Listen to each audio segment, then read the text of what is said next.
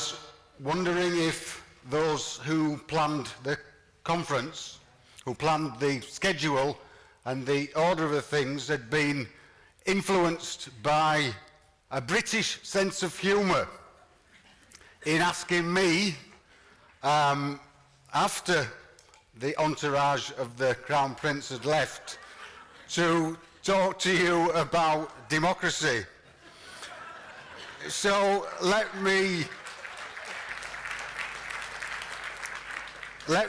enjoy with you, just for 1 minute only, an expression of this British sense of humour, which of course, for those of you who don't know, is characterised by an appreciation of irony and satire. My friend. So, after some amusement, let's return to the issue of participation and democracy, and to ask to what extent our democracies are healthy. And let's ask particularly, how is outreach connected to these realities? Now, I do start from a position that our work is, and how it is constructed, it shows very well the health, or perhaps the lack of health, of our democracies. And so for Thomas, you know, this aim, and it is a worthy aim, of democracy in the Council of Europe, I think there's some distance to go, but I hope we can work more aggressively towards that. We should remember, of course, the origins of the concepts, the rule of the people, the demos and kratos. Instead, I think it's true to say that we have, at best, a representative culture of democracy, and some would say that this representation is that of elites who seek to control the masses. So this authentic historical definition of democracy is somewhat problematic. I think about the work of a professor at Leeds University in the UK who talks about representativeness as distinct from representation. And this, of course, is a provocation to think about authentic forms of participation and democracy. I think this concept of representativeness is something that fits well, or should fit well, with outreach work. So let's consider the evidence of where we are. And let me first reflect on the title that was suggested to me that I might speak about this morning. This was the title that was suggested to me: Outreach and Detached Youth Work as Tools for Participation and Democracy. It seems a reasonable title, but you will see that it is a statement, of course, and my chosen title, which you have in your programmes, puts this as a question. And it would be interesting to consider the concept of the tool. What is a tool? Something that carries out a particular function. I know in particular the concept of the instrument. And when I think of the concept of the instrument, I think also, of course, of instrumentalism. Now, this concept of the tool, it makes me think about our colleagues in France. And in France, perhaps they appreciate the British sense of irony, but this is a reference to Bonjour bricolage. And if you've ever been to France, you will have seen the huge warehouses where you can buy tools for fixing your house, the do-it-yourself culture. So Bonjour bricolage is the guy who fixes this and fixes that. It is, of course, a metaphor in this ironic tradition. When the French outreach worker says, Je suis Monsieur Bricolage, we are the people who fix this and fix that. And of course, you know the things I'm talking about: drug and alcohol misuse, teenage pregnancy, violence, crime, and antisocial behaviour. And, but where's the irony in that? Where is the irony in that? Philip Cousy, many of you will know, he challenges us to see the extent to which our work is precisely constructed in this instrumental way. So he asks us an important question. Have we become happy to associate ourselves with whatever ends, that is the function of the tool, of course, simply to ensure we have work to do?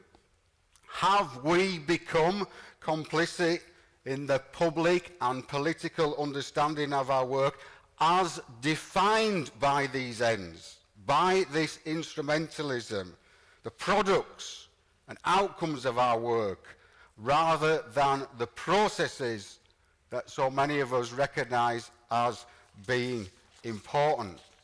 Now, of course, none of that sounds unreasonable. Certainly, if we look at our history, we see references to saving and rescuing the poor, diverting young people from crime, and so on. So there is a history of this instrumental activity. However, but, I fear that when this focus on ends becomes connected also to participation and democracy, then really we have some major concerns. Because as participation itself, and I think this is the case, becomes ends related, there is a reduction in the authenticity of that concept. How does this reduction work? In the sense that participation becomes often reduced to simply taking part, nothing more, simply taking part.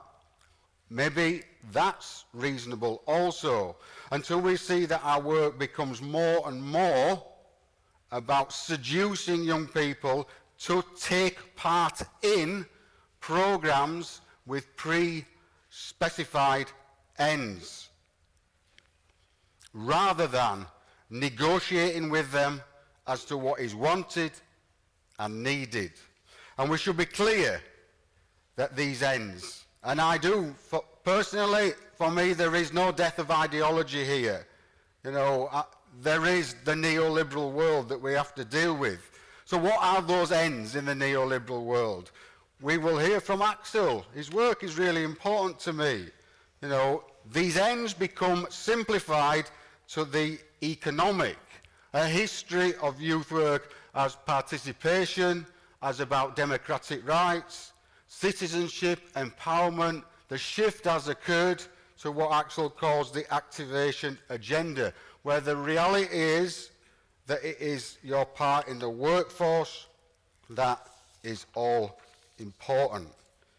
So this principal aim in our history of supporting young people's democratic citizenship shifts to a new kind of citizenship. It's a citizenship singularly defined by economic status. And we're made aware of the mechanisms that it's we, the outreacher, the outreach worker, that become the mechanism for this process of activation. How we work, our processes become, I fear, the casualty. So these references to shared decision making, they become also subject to this reduction. I found this in my newspaper a couple of years ago, a reference to how this works in the mind of politicians and policymakers. It's a reference to the understanding of process and how other people might see this in different terms. So you can see the reform of the civil service. It makes it faster, more unified, focused on outcomes, not processes. Focused on outcomes, not process. And of course, here's the British sense of humour as well. And ultimately more enjoyable to work for.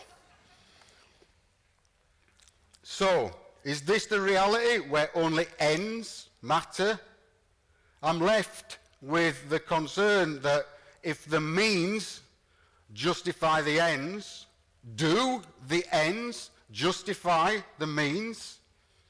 Smith offers a similar and related analysis. And here we see other insights into the health of our work in these participatory and democratic terms. The voluntary participation of people, concern now for the surveillance of those that we work with. Tomorrow I will be speaking about data as a process of collecting information about young people. Life of association, this is really quite important to me. In my introduction, you heard that I come from a community work background. The concept of community. Focus on the individual takes its place. Bureaucracies, case management, the language of control. Is there any evidence for this? Consider my own history. Consider my own history. In my early days, 25 years ago, I was a community worker, then a community education worker, then I worked in community development, and then I became a community and youth worker, which was an interesting title. And then a few years after, I was told I was a youth and community worker, which was very interesting also. I didn't think about it at all. But of course what happened to me is then I became a youth worker. And then I was told I was a youth support worker. And now I was called a targeted youth supporter. And I do wonder what the future is. But I think this is clear, unequivocal evidence of individualization. Perhaps the death of the social. Perhaps the death of the social. And I want to draw to your attention to the discussions in the network. Travailleurs sociaux de rue. What does that mean in English? Yeah? We've had a big argument. Does this translate to street social work or social street work? I thought I might explore that with colleagues in Prague when I went to a conference there. And you know what happened? They said to me, first of all, Graeme, you need to tell us what social means. Because in Czech, we've got two words, sociální, společenský. Okay? That's interesting because one means formal, one means informal. These are the concepts of the formal, and these are the concepts, I added these two, participation and democracy. I added those two as a question for you, So is this process of individualization, this process of move to social control, is there something really to worry about? Is there something really to worry about? My sense is that this concept of the informal in our practice is probably the most important thing to remember if we are to work in a participatory and democratic tradition. What does that mean in practice? It means socializing our work, as we heard this morning, bringing other people into this conversation. The problems of young people can never be seen as only their problems. They must be their problems of their families, their communities, their networks, and wider society, and of government and policy. So I would say in closing that we have some interesting philosophy that we can draw attachment to. The idea that the everyday conversations of our work are themselves forms of democracy. The interactions between people are themselves forms of democracy. Participation in this authentic sense of young people being involved in making decisions, they are forms of democracy. And as Amy Gutman says, actually, you have to remember that first and foremost, we are all educators, and that the first and most important aim of all education is democracy. Nothing else. It is the most important thing. So I leave you with an image. And this is the most extraordinary thing about our work. It is the thing that we must communicate as widely as possible. I have always said that in life there are two kinds of cards. There are the hard power cards, the cards of punishment, legal authority, control and coercion. But of course there are the other cards, the cards of listening, As Fiumara says, the other side of language, the cards of conversation, the cards of negotiation, and the cards of dialogue. And the reality is for the street worker, for the outreach worker, you know that if you play these hard cards, you will have no one to work with. You must become expert in these other cards, the cards of negotiation, conversation, and dialogue. And that is the thing that is missing from the wider understanding. A good society, a participatory society, a good democracy, those are the cards that need to be played, because the other cards, they degrade those concepts.